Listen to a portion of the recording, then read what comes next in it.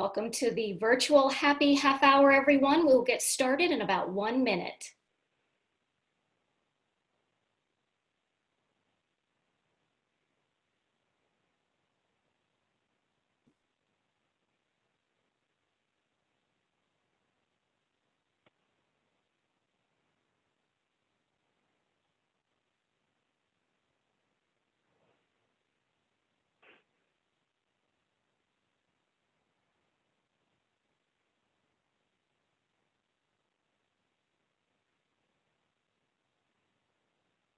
We'll be getting started in about 30 seconds. This is the virtual happy half hour webinar. We're just waiting for everybody to log in and join us.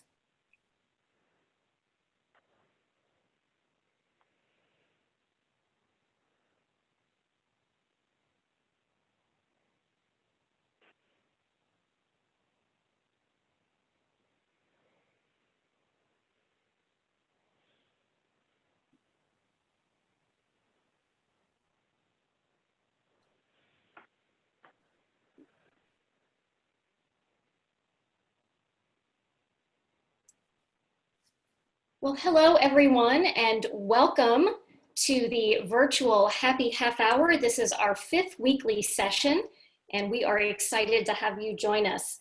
A big thank you and welcome to our series regulars, if you will, and for those of you who may be joining us for the first time. I'm Michelle Richardson of the Brooks Group's Sales Performance Research Center, and today I am joined by Russ Scherer, our Director of Facilitation and Coaching. And we release a survey each Monday on an important topic, a key issue of what we're going through now, and do these webinars, release the results, and hopefully bring you some tips and strategies for navigating the current environment. So today's topic is setting new routines for your remote sales team. A few housekeeping items. We have producer Rich here once again, and he's providing technical support. So if you have any issues connecting to the webinar, please feel free to chat Rich directly. You may also chat or submit questions through Q&A at any point during the webinar, and we will address those either as we go, but we'll also have some time set aside at the end. These webinars are recorded and will be sent out to participants. You can also access the previous webinar recordings on our website. That's brooksgroup.com, and it's the virtual happy half hour webinar link from our resources tab. Today's webinar is brought to you by the Brooks Sales Leadership Forum. Russ, would you like to tell us a little bit about that? Sure. Welcome, everyone. Our Sales Leadership Forum is are multiple small groups of sales leaders who meet together weekly for an hour virtually to just really talk about what's happening in their particular business right now, to share ideas, to gain tips, and in general, just to help us all map this time of uncertainty that we are in. And we've seen some transitions even from wondering what we do in the crisis to now starting to navigate the new normal. And we'll talk a little bit more about that, but if you'd like to join these free forums, you can just send an email to forum@thebrooksgroup.com. Let me add my welcome as well to everyone. We're going to look at the idea of routines from a couple of different perspectives today. Obviously, most of us are working in different environments and ways than we had before. Many of us are working at home, although as salespeople, a lot of folks have always worked out of their house. But now we have the inability to go and to see customers. We're hearing from a lot of people about having kids at home and schooling animals. I've been on a couple of meetings this week where people's cats have just climbed up right in the middle and stared down the camera as well. So it's clearly something that's new. And in the midst of all of this loss of control, we wanted to think about what is routine and how does routine play into it. So we're going to look at, through survey data and some best practices, what are sales leaders doing? And then how do they build good routines for their teams?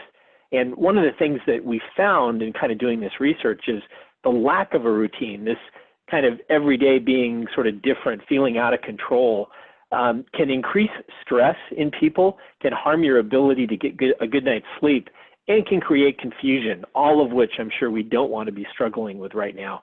So I'm excited to share what we've learned from you through our survey data, and then what we've also learned from research on best practices. So first of all, let's start with the survey data. Michelle? Thanks, Russ. As we've been telling you, we've been following several pieces of data for the past 5 weeks, really wanting to understand the impact that this environment is having on key business metrics. So one of those is the impact on sales results. So we first started tracking, this was the week ending March 20th, and as you could see, about 71% of our respondents at that time were behind plan to some extent. But the silver lining, as we talk about every week, was that almost 30%, or right at 30% of you, had no effect on sales results or were to some extent ahead of plan. And as we continue and keep tracking these numbers, that silver lining gets a little bit smaller. So 17% on that second week had no effect or were ahead of plan, and more people then were shifting, or more organizations were shifting slightly behind plan to significantly behind plan. Continuing on, at this point, this was the week ending April 3rd, 90% were behind plan to some extent, and only 11% had no effect, 8%, well, 11% total, no effect, plus slightly ahead of plan. Last week, we noticed that we were up a little bit in terms of those of you that had no effect or were ahead of plan. So 8% of you ahead of plan, 8% of you right where you needed to be, and 40% slightly behind plan, and 44% significantly behind plan. So numbers starting to shift a little bit. This week, the good news is 38% of you are significantly behind plan, and that's a smaller number of people significantly behind plan. So that number is shrinking a little bit. 48% slightly behind plan, that number is growing. 13% have had no effect. They're right where they should be, and or are slightly ahead of plan. And interestingly enough, these numbers have even shifted this week. So when I first pulled the data earlier this week, it was almost 20% that were no effect or ahead of plan. So the early responders are having maybe slightly better results than the folks that have contributed later this week. The length of time that this will last, and this is a big one for us, as we're all trying to figure out how long are we going to be in this situation? When are we going to come out of the pandemic, and what does that look like? So this is the first week, week ending 3/20, and as you can see, those results are pretty much all over the place, and I think that certainly reflects the uncertainty that everyone was feeling at the very beginning. As we move on towards the end of March, we're starting to see some trends. 35%, that was the largest chunk, feeling like 6 to 8 weeks was going to be the length of time that their organization was going to be seeing an impact. Now we're into April, and those numbers again are starting to chunk out a little bit more, and so we went from 6 to 8 weeks to almost a quarter, thinking 2 to 3 months. So definitely as we've gone along, folks do seem to feel like the spread of this impact is going to last a little bit longer. So now we're seeing, at least another quarter. These are last week's results. And what we're seeing from last week is that, again, another quarter view, 2 to 3 months, that's pretty consistent. Another quarter saying 3 to 6 months. So now we're looking at least the second quarter and possibly into the third quarter from a calendar year perspective.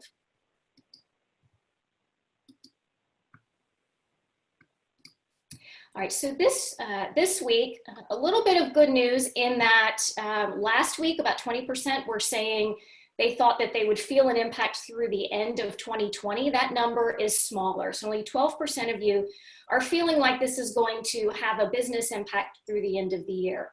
But we're still looking at that 3 to 6 time frame, even 2 to 3 months. So I think we're still looking at through second and third quarters from a calendar year perspective in terms of business impact. Now, that doesn't necessarily mean we're all going to be working remotely and under stay-at-home orders for the next 6 months, but the impact to our overall business results seems to be projected out at least another, say, 3 months, possibly even 6 months. And Michelle, I just want to share that one of the key reasons we asked those first two questions is because we believe that you all as salespeople are talking to customers, they're gathering data, you're gathering data. And so that becomes a real effective way to kind of measure both what's happening from a business perspective with revenue, what's happening in terms of the length of time, and we continue to track issues around collection. We're starting to see some movement in that as well because we believe, although we think the stimulus that the government has passed will help, we do believe there's going to be some cash collection issues in the near future. And so thank you for continuing to participate and share your information with us. Absolutely. And, you know, another point with that, Russ, too, is I think we all feel, you know, that we've never been through anything like this before. And there is an element of uncertainty. And to the extent that we can gather data and provide that back to you to help you make better decisions and inform your thinking as best we can, and that's what we absolutely want to do. So we also, in light of our topic for this week, which is building sales routines, we wanted to find out what you all, our audience, are doing in terms of your own routines. What are you doing personally? What are you doing professionally? And what are you doing with your teams to set more structure and routine? So one question that we asked is, have you implemented any new daily routines or practices? This was an open-ended question. Got lots of responses, but what we found is that they chunk out into some themes. I think the most overwhelming theme was team huddles, team meetings, those connections. So whether or not you're meeting 15 minutes daily, 30 minutes every other day, some of you are meeting with your direct reports daily and leadership daily. There was one response that they're actually comparing on a daily basis this week's business to previous weeks, just specific to this COVID-19 situation. But the idea of regular team huddles was very prevalent. Many of you commented on structure and routine for your work. So you're trying to maintain consistent work hours, much like you did if and when you were working in your offices. Also, some other interesting ones, limiting the news. So we had a few people saying, new daily practices, I don't watch the news, and I limit social media. I try to stay offline in that regard simply because it keeps my frame of mind positive. So I thought that was a really interesting trend. And as Russ mentioned earlier, you know, many of us are dealing with a new normal that involves homeschooling kids, having pets, having spouses or partners who are also working from home and having to juggle multiple priorities. And so several of you commented on how you've structured your days to make sure you can get work time and time with family and school time, et cetera, all worked in the most organized way possible. Then we also asked, have you personally implemented any new daily practices to deal with working from home? And we gave you some specific examples. And actually what you're seeing on the graph is kind of a reflection of most popular to least popular in terms of our responses. So maintaining structured work hours, that one seemed to be overwhelming. Most of you are either always or most of the time trying to maintain that structure of work time. 44% of you said always, and 44% of you said most of the time. Participating in calls and videos with your teams, also with individual team members and with managers. Those were the next most common answers. 49% of you are always participating in meetings with your team via call or video meeting. And that's individual team members. And then 63% of you are doing that with your team as a whole. So 63% of you are always communicating with your team via video or call. Videos and calls with managers, 52% of you are always doing that as well. Now, in terms of personal kind of health habits, 37% of you are maintaining a healthy diet most of the time. That was the most popular response. 27% or 28% of you were doing that always. So 37% most of the time, 28% of you always. And I find that really interesting, just doing my own research. Sales of fresh produce and vegetables are up. But interestingly enough, baking items are up 290% in the US. So I think we're doing a little bit more of the comfort food. I think searches for banana bread recipes are up 54% as well. So I think we're trying to maintain. I'm sorry, go ahead.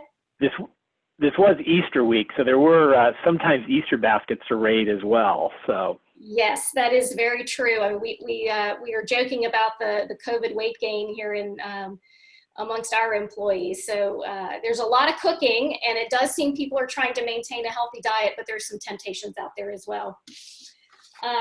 Then in terms of getting exercise, 32% of you are really always focusing on getting that exercise, 33% of you most of the time. So I commend you. And again, in my research, sales of fitness equipment are up as well. Exercise bands, 86% increase in the US. So at least we're trying to, I think, work out since we can't get out and do much else. The interesting to me one, dress like you're going out. So we're not doing that much. 29% of you are dressing like you're going out half the time. 23% of you most of the time, and 21% of you sometimes. And again, I think I read recently that I think it was Walmart has reported that their sales of tops and blouses and shirts have gone up, but not bottoms. So we're dressing from the waist up for business, and sweatpants and loungewear on the bottom half and being comfortable. I think that reflects our current environment for sure. I think this also is a great chart to look at, kind of the life of a sales manager, right? They always get the hours in, or it always seems to take more and more hours. And what sometimes trails off at the end is self-care, the healthy diet and exercise. Again, we're being brought to you by this Brooks Sales Leadership Forum. These are small groups of sales leaders who meet weekly to be able to just discuss ideas. Some of the topics we've touched on in the last couple of weeks include things that could be implemented that day or that week around team communication, communicating with management. How do they do business planning now? What kind of KPIs? How do they look to the future in terms of how they start to think about reopening their business? And what's that going to mean to sales? And then just how is sales changing?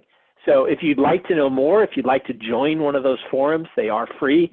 Just email us at forum@thebrooksgroup.com. New groups are forming every week. So just a little bit on why routines are important as we get started here. People usually think about routines for efficiency or maybe productivity, but it turns out that routines can really help with mental health issues as well. And this comes out of a conversation of one of those forums where someone was talking about the inertia they were feeling with their teams. Habits, ritual are labor-saving devices. And it feels good to not have them for a short term. If you think about going on vacation, you kind of break out of your normal day. But if you don't have those routines, those things you do, you can become confused, you can lack motivation, and you basically can get lost, which is not something we want. If you're aware, President Obama, Pat Riley, who's the president of the Miami Heat, they, for example, keep all of their clothes they're going to wear together in sets, the shirt, the tie, the suit, so that every day they just go in and grab something off the hanger. That's their routine. They don't have to think about it, and that saves them. And if any of you are like me, you have routines around getting up in the morning or going to bed. And if you get out of that routine, then you ask yourself, well, did I remember to brush my teeth? It sometimes can be very confusing. And the reason we need to do that is because we like automatic patterns, especially when we're stressed or distracted.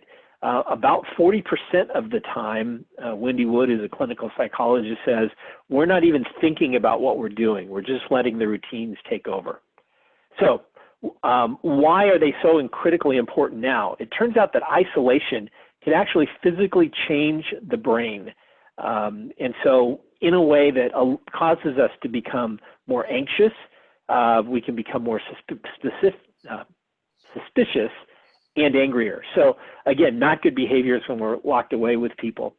And the idea of building routines is something that psychologists call social rhythm therapy.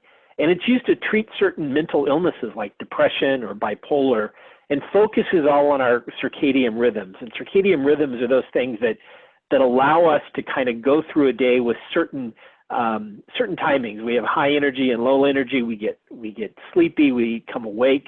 If you've ever been many time zones away from home, you find it's your circadian rhythms that cause you to have jet lag because you can't fall asleep or you wake up feeling really exhausted. So how do all those go into our practices? Routines are important. Michelle, what are some people doing with the routines for their teams? Absolutely. So one of the survey questions that we put out this week, new practices and routines implemented for our respondents' teams. And the most popular one, the most prevalent one, is that they've introduced new training or learning requirements. 53% of you have done this. So you're using the time to really focus on skill development, particularly if you're not able to get out and see customers face to face or have as regular communication as maybe you did before. 50% of you are also holding periodic discussions on the stress and challenges of this current environment. And we've certainly talked about that in previous webinars.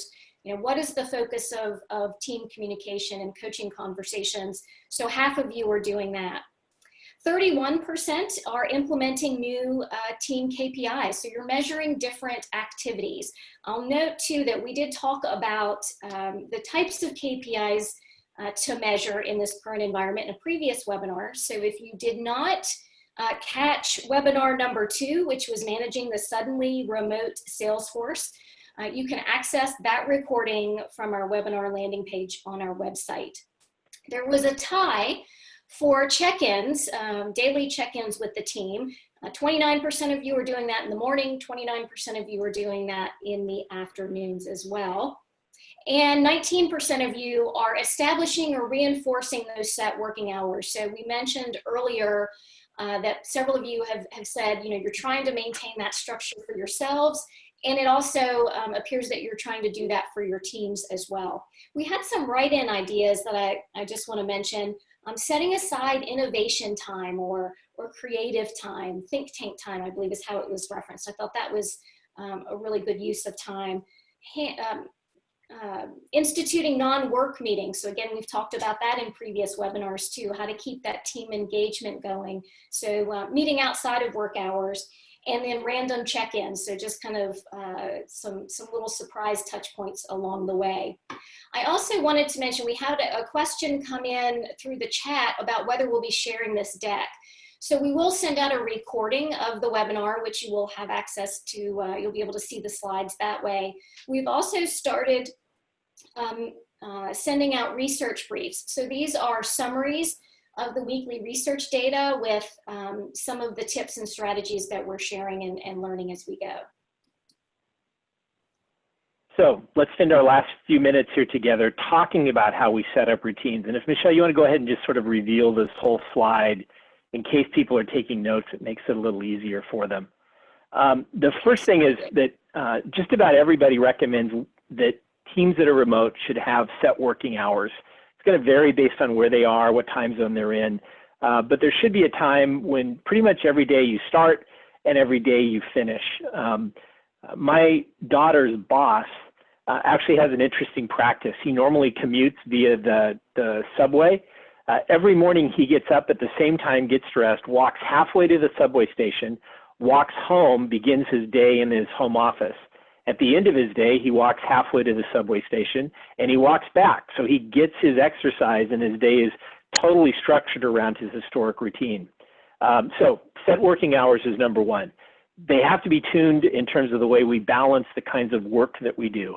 Sometimes we have to think, sometimes we have to create, and sometimes there's just drudgery. And so mornings usually are best for people who have to do that thinking or creative work. The monotony kind of goes more towards the end of the day when we tend to get tired or maybe right after lunch. So as you start to map out the routines, give your team some flexibility to work through what works best for them.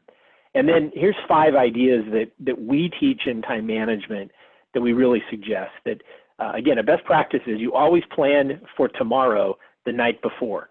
Make sure you've got those top 3 things that you're going to do. And then you can have the rest of your to-do list that if you get to it. But you want to make sure that you understand the 3 critical items. Number 2, and this comes from a book, it's called Eat the Frog. Tackle the most difficult thing first. We can all become procrastinators. And so therefore, focus on that one thing that's going to make something happen. And as someone said in my class one time, sometimes that frog or that most difficult thing has to do with revenue or money in some way. And since frogs are green, that helps her to remember to always do that first. The most effective way we can work, especially when we're home, is through block time. Block out an hour, block out 90 minutes, ignore incoming emails, stay away from social media, don't get up and walk around. Just really focus in and concentrate on whatever that particular task is. If you're doing outbound prospecting and you're on the phone, then that's what you focus on. Make the calls, and then after that hour, 90 minutes is when you can send the follow-up materials. That time to switch between tasks both taxes us from a thinking and energy perspective, and it wastes time in terms of being productive. Controlling email is another key thing.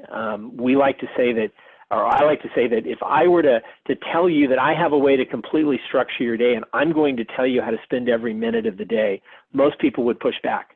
On the other hand, if it's not uncommon for people to walk into the office and do whatever their email tells them to do all day long, where other people are structuring your day. So set up blocks, again, an hour where you don't do it. Set up your email so that it doesn't immediately come in. A lot of people believe that they've got to always be available to their teams.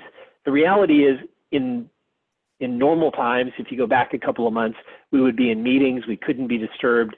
We do have blocks of time where we're just not accessible via email. So build some of that time into your calendar. And then, as we talked about, recap daily, whether that's your personal written recap, get your team together, have your team send a written recap, and reinforce in those the things that you did get accomplished. All of those give you great positive feedback in terms of what you've done through the day. And I would, if you have any questions about any of those practices, we're going to push on, but just drop them into the Q&A and we'll talk about them in just a minute. And then finally, how do you pick the routines that are really important? And again, Michelle, if you'll kind of go through all of this. The only way you really know what you do is to get good data. And so start by writing out all those things you must do during a week. If you want, take a few days and write out the things that you do accomplish during those days so that you know what you've got. And then at the Brooks Group, we really recommend a structure that looks like impact, looks like our sales process.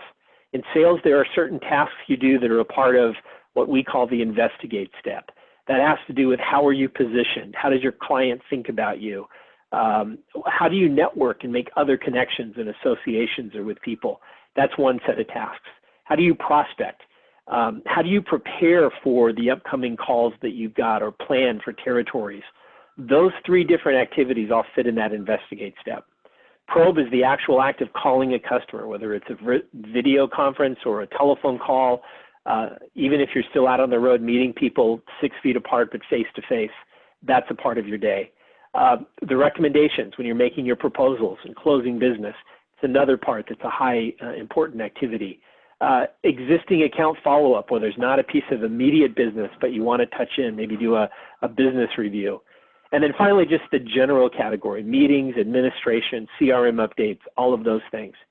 What we recommend is on the chart on the right-hand side there, take those 5 areas and describe them as what we call a key accountability. Some things around positioning, prospecting, and preparation. Some things around making calls. And then give them a rank in terms of what's most important. So most important in the example we have there is prospecting. Second most important is managing existing accounts. Third is staying close up with your sales manager, be some of those things I call general. And then lay against those a weight, because even though something is our number 1 priority and something else is number 2, how much time should I be spending? So if prospecting is the most important, I'm going to spend 40% of my week doing that. If managing customer accounts is second, I'm only going to spend 25. And I add those up. They don't equal totally 100 because there will be other things that come up. 85% is usually a good basis. But now I know, okay, if I'm going to spend 40% of my week and just use kind of a 40-hour grid, then what that means is 2 full days a week or 16 hours, I'm going to be focused on those very first things: investigating, positioning, prospecting, et cetera. I'm going to spend 25% of that, or about 8 hours a week, doing those existing account touch bases or follow-up. And by that, I allow my team to have flexibility in their blocks, but the tasks that they take on every week are structured. And then you can even go one step further and ask them to calendarize or put that block time, if you will, all into their calendars so that they have the time that they're going to prospect, the time that they're going to do follow-ups. And that should change around every day or every week. But by using blocks, you know that you're going to get to it. It's too easy for whatever task you don't like, that frog, to get dropped off the plate and not happen. And usually for salespeople, when I talk to them in my classes, that's prospecting. So those are our ideas on how to set a routine. I think that's pretty much the material we've got. Michelle, if you want to kind of leave it back on that page for anybody who's taking notes. Sorry about that. We're working remotely and haven't communicated that before. That's all right. We're open for questions. So any questions on structuring your routine as a salesperson or what helps make you more effective? You can share those either in the chat bar or in the Q&A.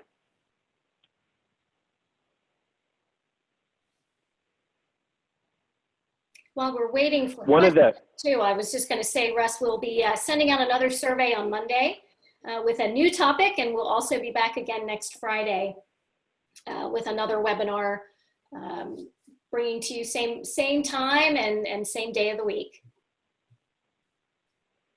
One of the things that usually comes up when we talk about this in our classes is do you lock this into stone? And the answer is no. Help your teams kind of, or let them be involved in coming up with the weights and the ranks, because that, we said it before, but that which you help to develop, you have greater ownership in. And by doing that, you also get the ability to get their buy-in and run with it for a couple of weeks, test it, see if it works, make some changes, etc. Looks like we have a question.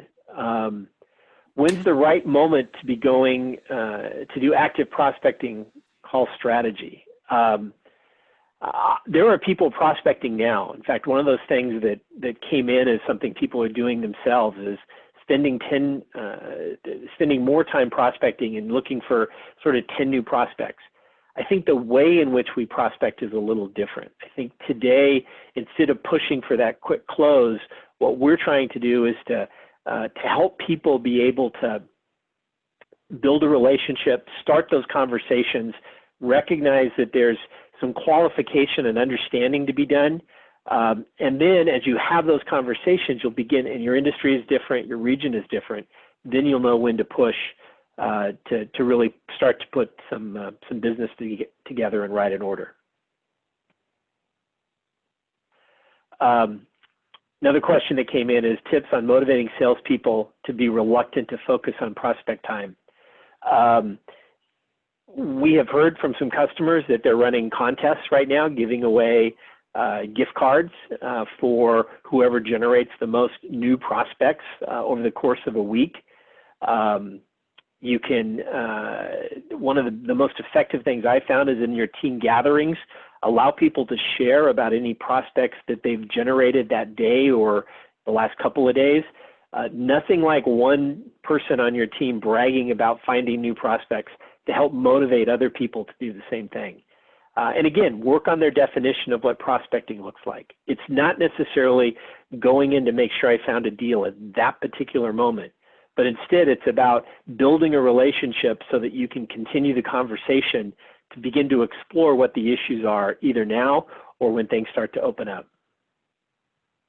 What's the best way to roll out a new KPI program to a sales team that's never had KPIs before?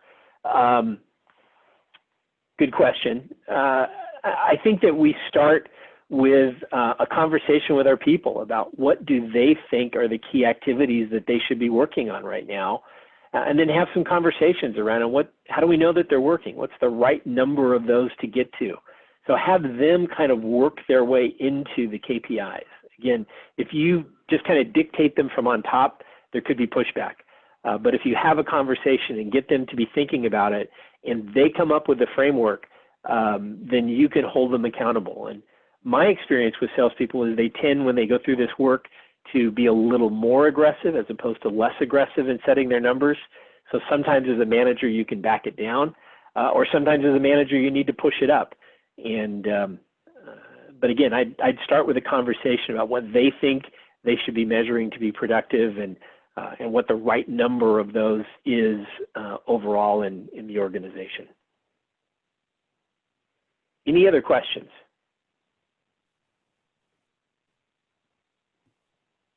All right. Well, Michelle, I believe we actually have a topic for next week already, so I'll tease with that. Our title for next week's webinar is going to be The Reopening Economy and the Changing Sales Role.